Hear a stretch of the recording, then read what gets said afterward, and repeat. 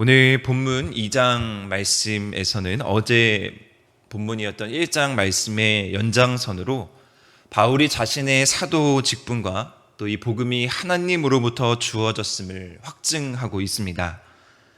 바울의 생각에 있어서 이를 위해서는 특히 예루살렘 사도들과의 관계를 분명히 하는 것이 무엇보다 중요했을 것입니다.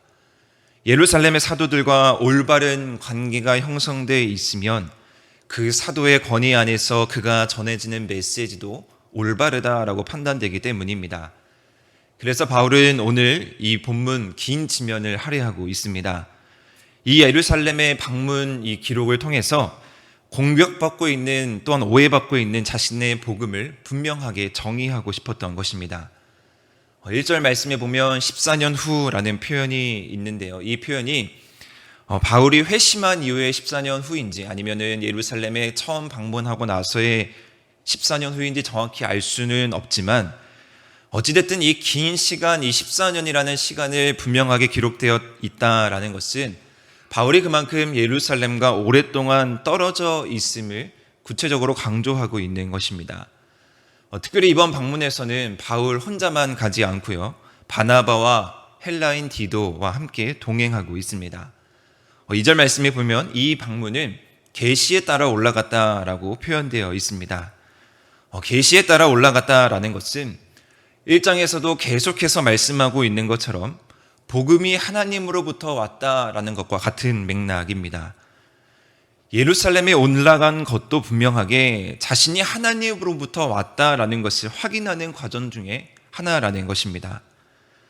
이 방문의 목적은 전적으로 하나님의 뜻이지 결코 어떤 자의적인 행동이나 다른 인간적인 권위에 의해서 움직였다라는 것이 아닙니다.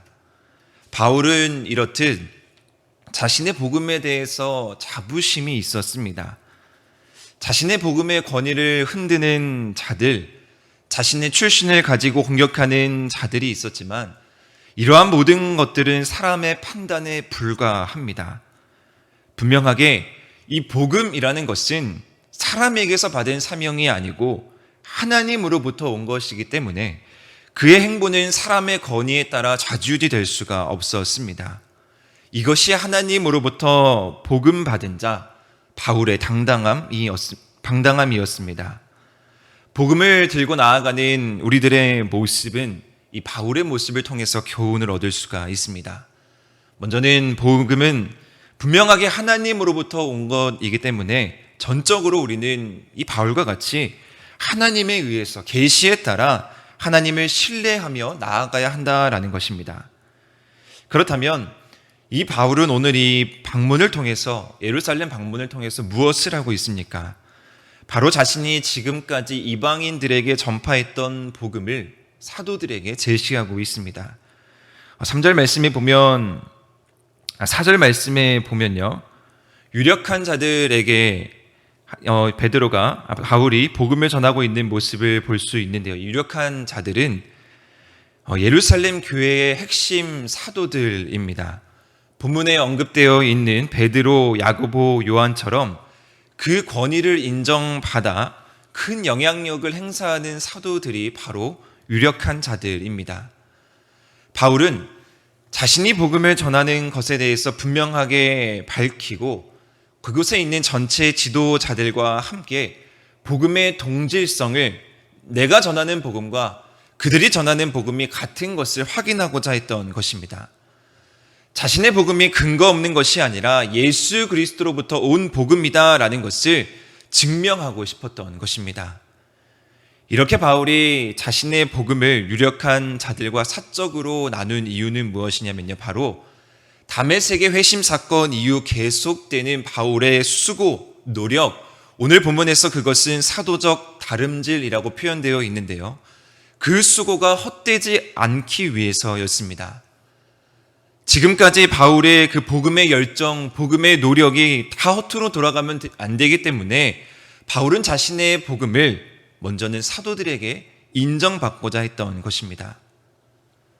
바울은 아마 잘 알고 있었을 것입니다. 이방인들을 위해서 복음을 전하는 데 있어서 유대인들이 그를 향한 비난과 그를 향한 시선이 곱지 않다라는 것을 누구보다 바울은 잘 알고 있었을 것입니다. 그래서 먼저 이 바울은 자신이 이방인 사역을 하는 데 있어서 장애가 되는 요인이 있다면 그것을 제거해야 됐는데요. 그것의 중심에는 바로 말씀, 복음이 있었던 것입니다.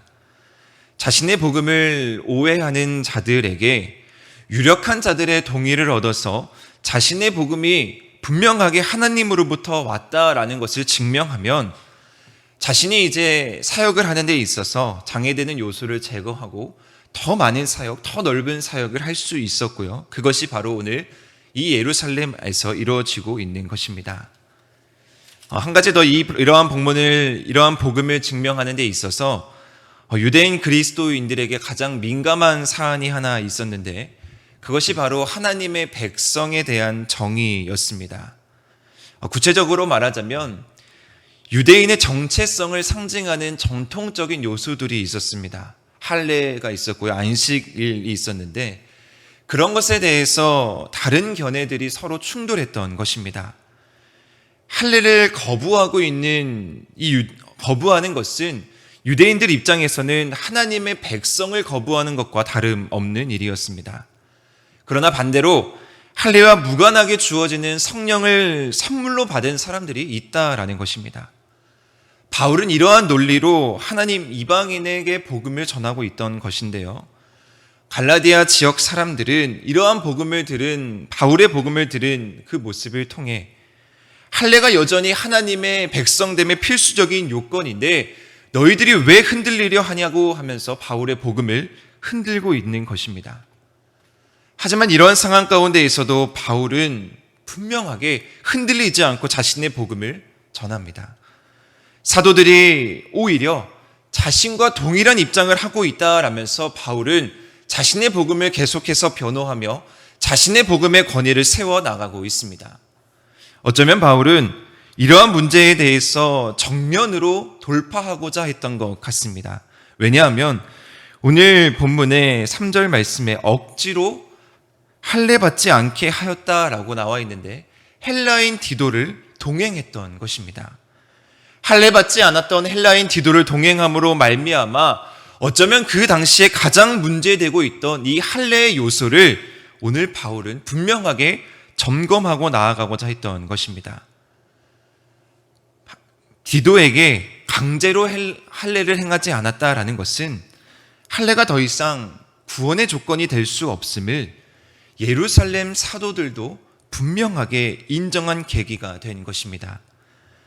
할례의 문제가 불거진 이유는 무엇입니까? 4절 말씀에 보면 가만히 들어온 거짓 형제들 때문입니다. 이 가만히 들어온 거짓 형제들은 불순한 의도를 가지고 공동체를 혼란스럽게 하는 존재들입니다.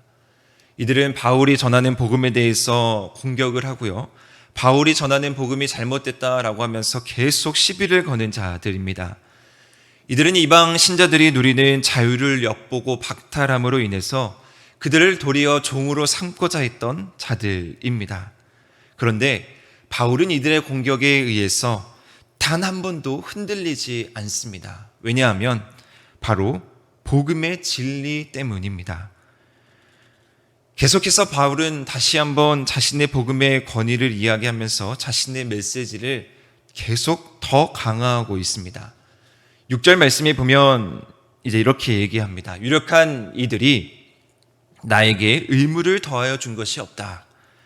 이 말은 바울의 복음은 예수 그리스도를 통해서 주어진 것으로 유력한 사람들에게서 배우거나 전해받은 것이 아니다라는 것을 말합니다. 이 말을 통해서 예루살렘 사도들은 아무런 추가적인 요소 없이 이제 바울의 이방 선교를 인정하고 있다라는 것이죠. 이제 베드로가 할례자의 사도가 된 것처럼 바울은 이방인의 사도로 인정받게 됩니다. 복음이 선포되고 있는 두 문화권이 다를 뿐이지 복음 자체는 동일하다라는 것을 본격적으로 인정받습니다. 섬기는 대상과 영역은 다르지만 우리가 전하는 복음, 그것의 중심에는 동일한 하나님의 일하심이 있다라는 것을 분명하게 하고 있습니다. 그래서 오늘 본문 마지막 부분에 어떠한 일이 일어나냐면요. 그들은 서로 각자의 사역을 인정하면서 친교의 악수를 나누었다라고 말합니다. 이 악수를 통해서 각자의 부르심으로 각자의 합당한 사명을 가지고 이제 사역을 본격적으로 실행합니다. 바울은 복음의 권위를 인정받습니다. 우리가 이 본문 말씀을 통해서 복음의 권위를 인정받는 과정 가운데 바울의 모습을 살펴보기를 소망합니다. 이 과정 가운데 바울은 한 번도 사람과 타협하거나 어떤 사람의 권위에 굴복하지 않습니다. 자신의 복음에 대해서 조금의 양보도 없으며 자신의 복음을 전하는 데 있어서 조금의 굽힘도 없습니다. 왜냐하면 바울은 이 자신의 복음의 핵심이 다른 어떤 곳에 있는 것이 아니라 하나님의 능력에 있다라는 것을 분명하게 믿었기 때문입니다. 비록 자신이 예수 그리스도를 직접 따르지는 않았지만, 비록 자신이 예수 그리스도를 믿었던 자를 핍박하는 자였지만, 성령께서 역사하셔서 다메섹에서 나타난 그 회심 사건으로 말미암아 하나님께서 주어진 복음, 하나님께서 주어진 하나님의 능력, 그것이 자신 안에 분명하게 있음을 바울은 누구보다 강력하게 경험하고 알았던 것입니다. 그리고 자신에게 주어진 그 성령 사역이야말로 자신의 사도 직분을 증명하고 자신의 복음을 증명하는 가장 확실한 증거임을 알았던 것입니다. 그렇게 바울은 성령의 역사를 힘입어 본격적으로 사역을 해 나갑니다. 오늘 계시를 따라 예루살렘에 올라갔던 이 바울의 이야기를 통해서 바울은 자신의 복음의 권위를 인정받고요, 더 귀한 사역을 감당할 수가 있었습니다. 이 모든 것은 하나님의 뜻 안에서 이루어집니다. 우리에게도 이러한 동일한 은혜와 동일한 복음의 역사가 우리 삶 속에서 나타나기를 주님의 이름으로 소망합니다. 우리의 복음의 선포는 하나님께서 인정해 주십니다. 지금 이 시기는 누구보다 복음 전파가 어려운 시기다라고 말하고 있고요. 또한 코로나로 인해서 교회 나가는 것조차 꺼려하는 많은 이들에게 우리가 담대함으로, 우리가 당당함으로 복음을 선포할 때 그것을 인정해 주시는 분이 바로 하나님이시다라는 것입니다. 때로는 열매가 없어 보이고 때로는 비난을 받을지라도 우리가 어떠한 사람의 말과 사람의 능력과 사람의 권위에 흔들리는 것이 아니라 이러한 복음의 출처가, 이러한 복음의 권위가 하나님께 있다라는 것을 우리는 분명하게 깨달아야 합니다. 따라서 우리는 복음 앞에서 세상과 타협하지 않고 복음 앞에서 흔들리지 않고 누구보다 굳건하게 나아갔던 이 바울의 모습을 본받아 오늘도 우리가 세상 가운데 나아갈 때 우리에게 주어진 복음, 우리에게 주어진 성령의 은혜, 그것을 우리의 삶 속에서 전하며 바울과 같은 담대함으로 세상과 타협하지 않고 굴하지 않고 오직 주님을 바라보며 나아갈 수 있는 우리 한우리 성도님들 되시기를 주님의 이름으로 축원합니다. 기도하시겠습니다.